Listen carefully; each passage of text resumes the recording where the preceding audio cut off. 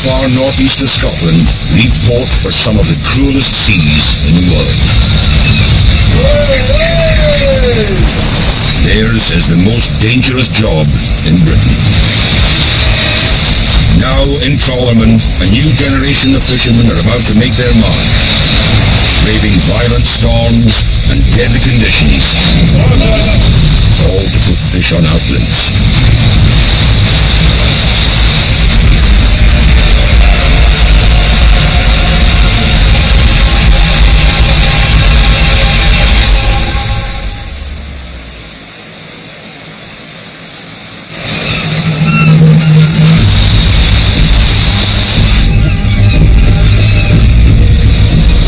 It's a new year. In Peterhead, the fishing fleet is sheltering from the winter gales.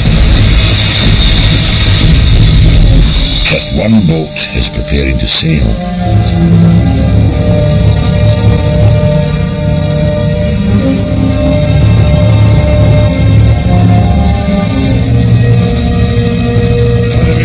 On the quayside, fisherman John Buchan is saying farewell to his son, John D.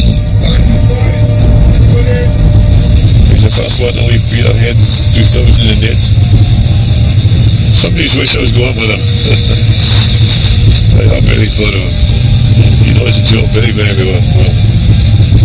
I know, he's a good boy. Good son. John D. shares the job of skippering Ocean Venture with his father, and he's decided to take a gamble. I could think of better things to be doing in the 2nd of January, like that. Good to make a pound. I think we're the only ones to have left Peterhead this year. The weather is not very nice, but nobody else has left the harbour. So, everything going according to plan. Hopefully we can get them in some fish and get back before the rest and make a stop. It's 15 hours of hard steaming, 150 miles through the North Sea before Ocean Venture can reach the remote Norwegian sector.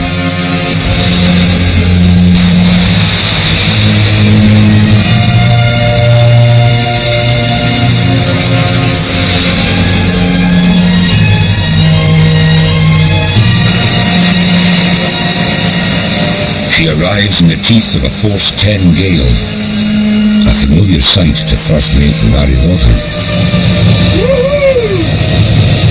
It's got to be a 35-foot big water coming in now. Welcome to the North Sea. Every boat is allowed only a fixed number of days at sea. Every day spent dodging storms is a day wasted. Taking a half bit of a risk too far to win momentum. If anything goes wrong, it can turn dangerous quite quick. We got overboard these kind of conditions. We got it hard to get you back. I expect to last maybe about 10 minutes. Max. When we're trolling in this weather, you get wires breaking, you get chains breaking. It can turn very dangerous very quick. It's not very nice out there just now, so I think we maybe just ride out the storm for a little while.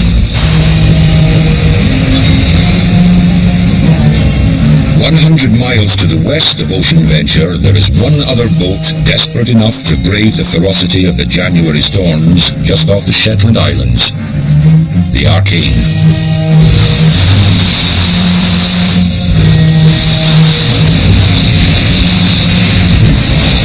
The Arcane is far from home. She hails from Kilkeel in Northern Ireland.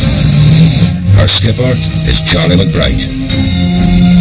The weather's anything but good, but I don't think it's going to get any better, so we'll take a chance and try a haul anyway. We've never actually shot on this ground before, but we'll take a chance anyway and see what comes up. So this job's all about taking risks. Nothing ventured, nothing gained, faint heart, never won a fair lady and all that. The Arcane's first mate is Charlie's son, young Charles. The reason they're fishing in these conditions is simple. the McBrides need to pay off a massive debt. But in waters they don't know, they can't afford mistakes. There's the danger of coming fast on the bottom when you're towing. You could part a rope, or worst case scenario, you could part both ropes and lose your gear. Hopefully that won't happen. There's about 20,000 pounds worth of gear will be sitting all together. Come on, right, Steve. The Arcane is not the only boat taking risks. With 2 days lost to ferocious weather, the Ocean Venture can wait no longer.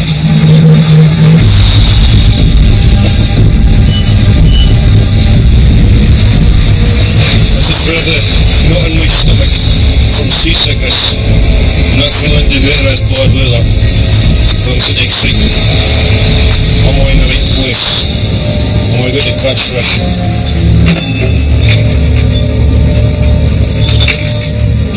Still doing fish just now, but I'm taking on a chance looking at the weather forecast. The weather's going to ease in the next 2 or 3 hours. Certainly don't want anybody injured or running onto the ship. The whole rests on my shoulders, and I don't want anybody injured.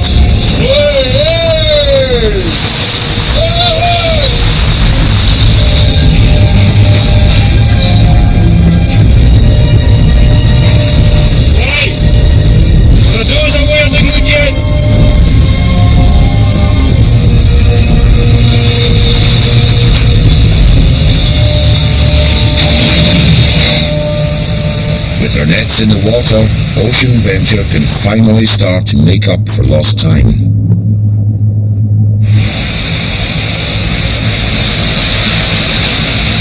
Winter still has Peterhead in its grasp. With few boats at sea, there's little fish in the market, and prices rocket. John Buchan is more worried about the safety of his son and Ocean Venture's crew rather than the bumper prices they could win at market. 100 is bad! 100 is bad! 1340! It's always a blanket mind when he's out there. What's happening, and it's for the safety and everything, for the crew. I think the weather's been so bad, there's hardly been any boats out. Despite the dangers, John is set on matching his dad as a fisherman. Always go out to try and beat each other. My dad's a great guy. That's how he's built up his business. He was called King Cod back then, because there was nobody in Britain could look at us. He was the top dog for catching cod. So we have big boots to fall, but I'm determined in what I do.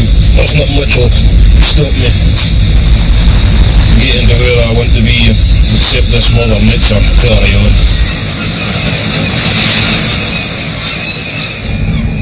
On the Arcane, Charlie McBride is about to pay for gambling with his net in unfamiliar waters. 400 feet beneath the boat, large rocks are threatening to snag the net. What's happening now? We're hard and fast, giant.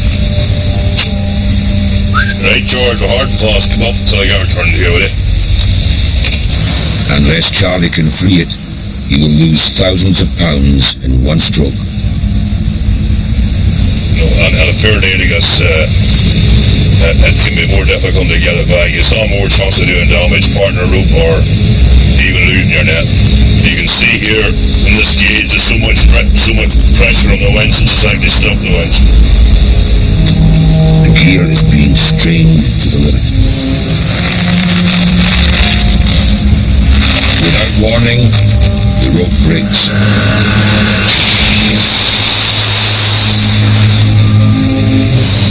You lost it! Just lost it.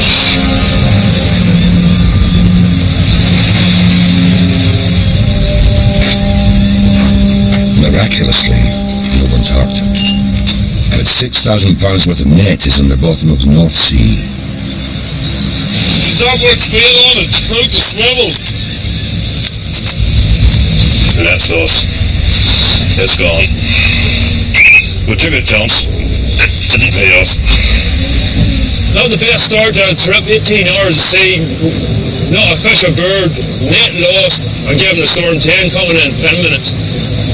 We're a dry ship, we don't carry any alcohol aboard, and this is one of the reasons, because in a case, I guess, where you lose a net, you'll be awful tempted to go for a wee dram, and maybe a big dram even. Losing their net is a hammer blow for the McBrides. Just weeks earlier, they were convicted for selling fish outside their permitted quota. This used to be commonplace among fishermen, but the authorities have cracked down. 12 boats were prosecuted, but the McBrides were singled out for punishment. Now they must pay £400,000 within 6 months or face prison. We need to catch fish now more so than ever in our lives. We alone are going to have to face these massive fines when other people that was doing the exact same thing has walked away. It will take the McBrides years to recover. They reckon all the monies that we earned for the past 6 years was all illegal. There's no word of the percentage that went to the crew or even went to the inland revenue. They want all of that back. But 6 months to do that in or go to prison for 2.5 years. Like criminals. We're down but not out. No, we're down but not out. We will get there with the help, with the help of God. We won't do it without him, but with the help of God, and if we're living in spirit and continued good health, we will survive. The weather has cleared for Ocean Venture. As one of the biggest whitefish boats in the fleet, you can fish in waters where few others dare go. Now, at last, our first haul.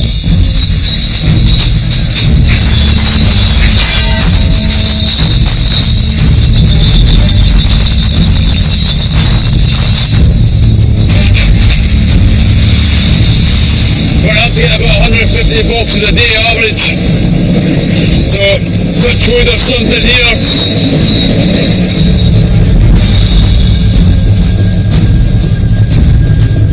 There's a problem. What should be a bulging bag of fish is almost empty. Someone's fouled up. Very poor. For some reason there was a rope tied around about the bag. Someone had obviously put it on there for a reason and forgot to take it back off. So I've no fish to caught in. Just one of those days. A day from hell.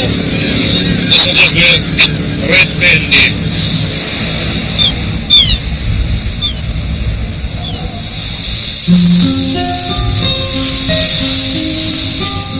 On the Arcane, the highly skilled fishing technique that the McBrides use leaves little room for error. It's called seine netting. After launching a buoy with a rope attached, the boat sets its course in a triangular pattern a mile wide. In the middle of this triangle, they cast their net. They then return to pick up the buoy. As the ropes are slowly pulled together, any fish caught inside the triangle are funneled into the net. It's one of the least environmentally damaging forms of fishing there is.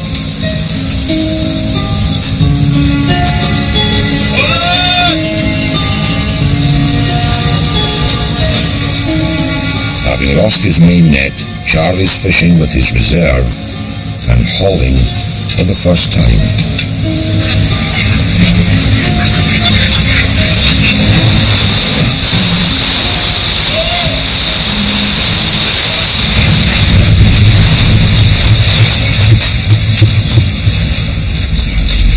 Doesn't look too bad. There's a lot of weed in it, but there looks to be, I don't know, 10, 12 boxes of decent fish. Mostly haddock, but there seems to be a sprinkle of cod food as well. So it's quite good. Let's hope it continues. Make up for yesterday. That's a good start. It's not a whole heap of fish, but it's all good treats. It's all good stuff.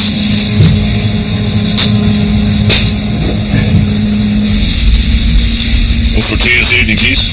Chicken casserole. Chicken casserole. 8 boxes, not bad. Okay. Good enough fish to eat. Oh, definitely good fish.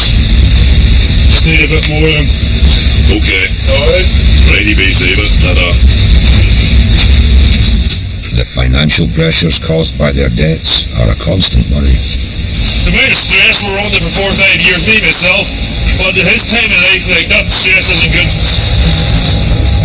He's still under the stress to find the monies every month to make the repayments on the boats and the houses, which it's bound to shorten somebody's life.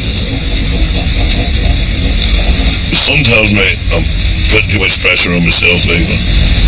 In fact, he told me this morning I looked like somebody had a couple of days left to live. I think he was exaggerating. I was just a bit tired. I was just a wee bit knackered now.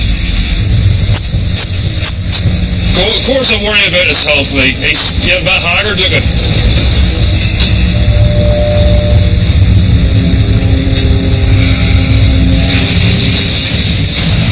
On Ocean Venture, time is running out and the gamble of leaving port early hasn't paid off. John Dee and his crew have been trapped by yet another winter storm. Wasn't meant to be this bad, so we caught out here. There are over 3 tons of gear rolling around on the deck. Well, I tell you, get this thing tied up first of all, somebody gets a broken bloody leg. Tidy up, look here. John Dee abandons all thought of fishing. His priority becomes the safety of his crew.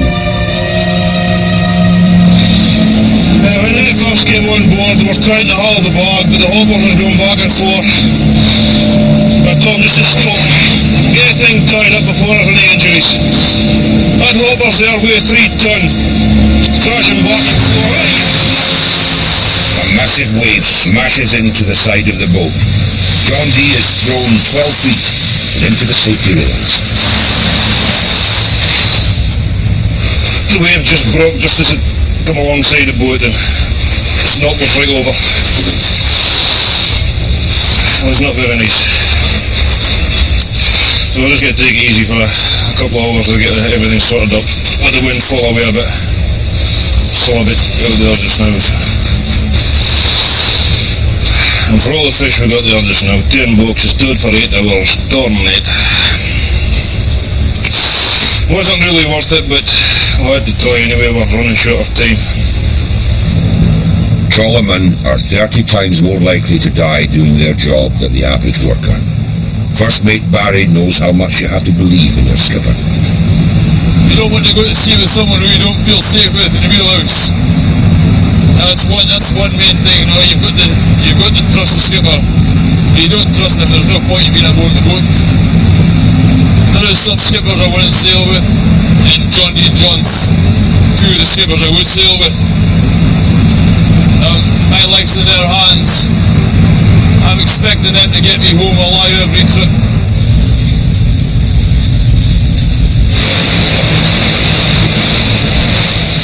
What's happening now? What's happening? Is the net right around? Another disaster for the Archeans. Just as she starts to catch fish, she loses hydraulics that power her winch.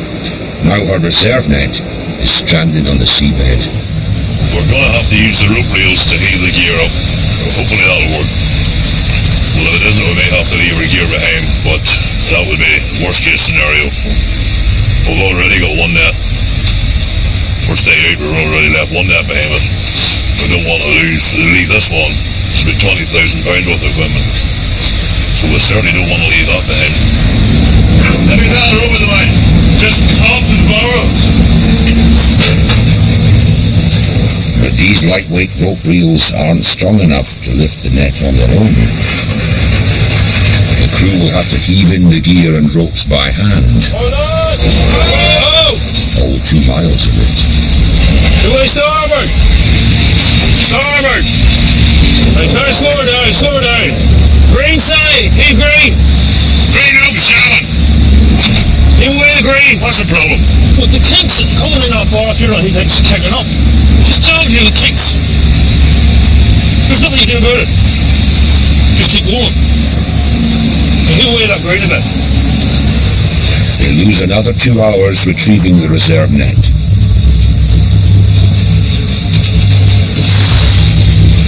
McBride's luck will have to change if the Arcane is to start catching fish to repay their debts.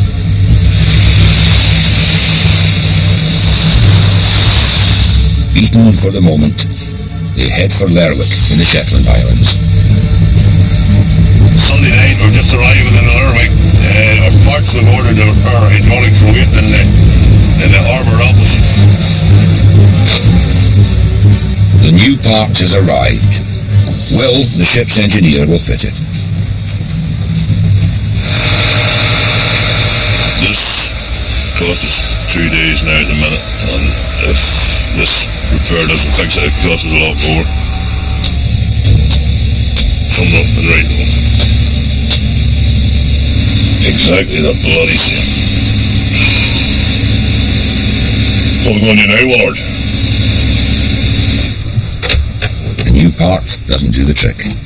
The entire hydraulic pump needs to be replaced. Johnny McBride is not a happy man tonight. In fact, he's just about to pull his bloody hair out. The last few days have cost the McBrides £30,000. They will have to wait another 24 hours for the replacement pump to be flown in. But there's an upside. The Arcane's arrival in Shetland coincides with its traditional Viking festival. And far from burning his boats, Charlie's starting to think positively. Something's been having on being at sea. There's always a plus side to it. The plus side this time we got to see this vessel. Never seen it in my life before and probably never see it again.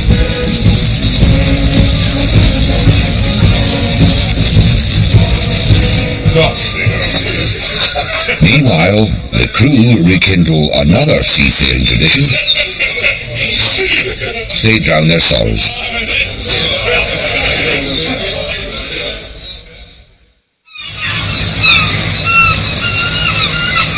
It's dawn on the Ocean Venture. With the storm blown out, it's perfect weather for fishing. They're almost at the end of the trip, but the ship's hold is barely full. Right out, John D. It's time to haul.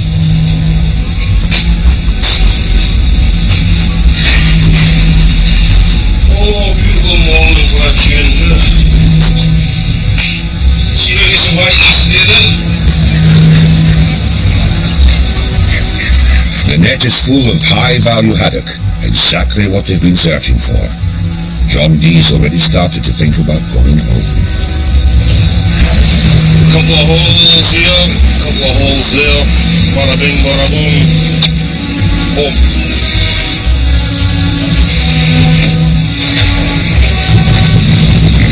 Oh, look at that. That's a good haul, and we've got Dillick's my father-in-law just now. Aye. And he's got his prices from his office. There's no big haddocks, and the prices for big haddocks are even bigger. That's good news though.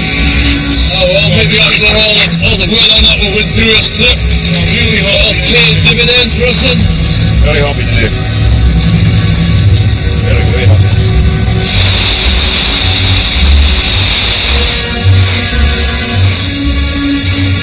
Nice haddocks.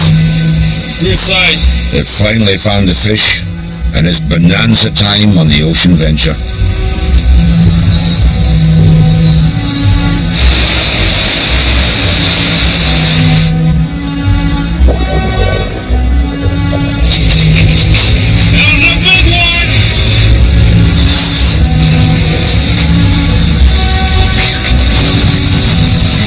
That's the one we wanted. That's enough. We'll have everything full now.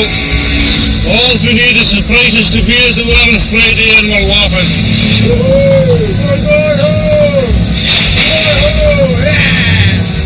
She's braved the storms and has a hold full of fish. Now Ocean Venture will steam home to see if the market will deliver them jackpot prices.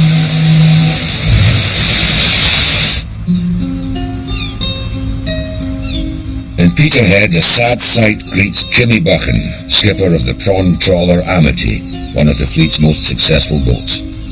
She's broken down at sea and has had to be towed home. It's never the worst feeling a skipper could hear, is seeing your own boat coming back on the end of a tow rope. That's my whole business, and it's now come to a grinding stop.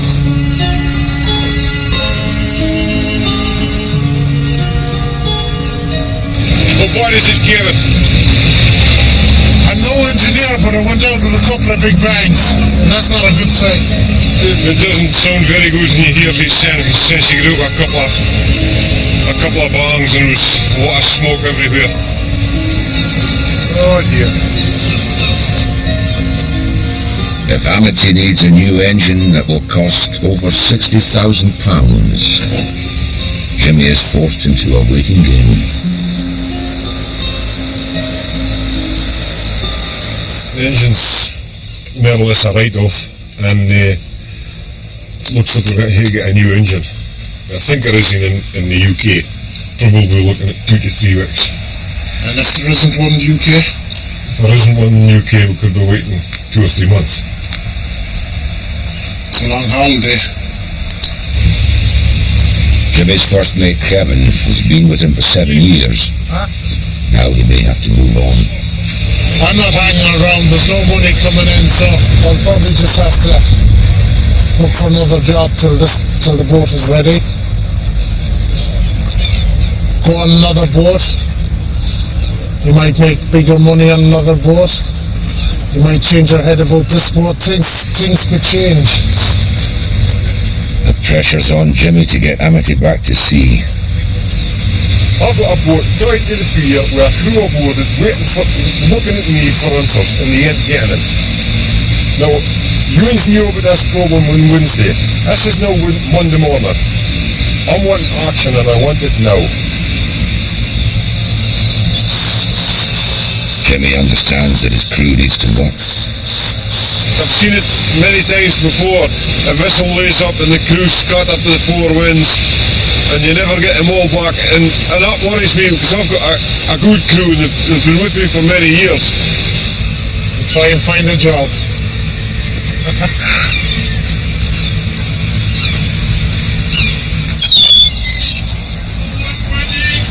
One 10, 112.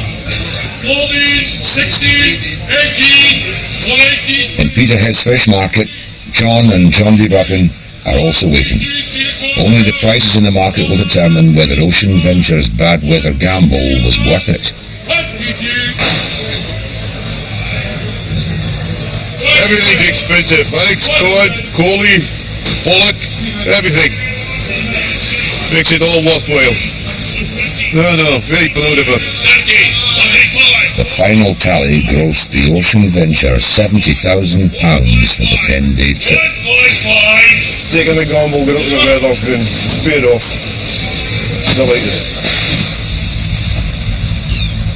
In the Shetland Islands, the Arcane's hydraulic pump has finally arrived. Certainly looking promising. 24 bar.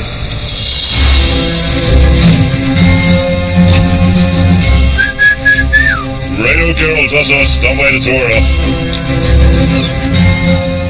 The Arcane is back in business, and the first thing Charlie wants to do is find his lost net. We're getting the retrieval gear ready now to go and see if we pick up the net that we lost our very first haul. Now that we're back to our work again, I feel a bit of an adrenaline rush again. We're maybe going to start earning some money, catching some fish.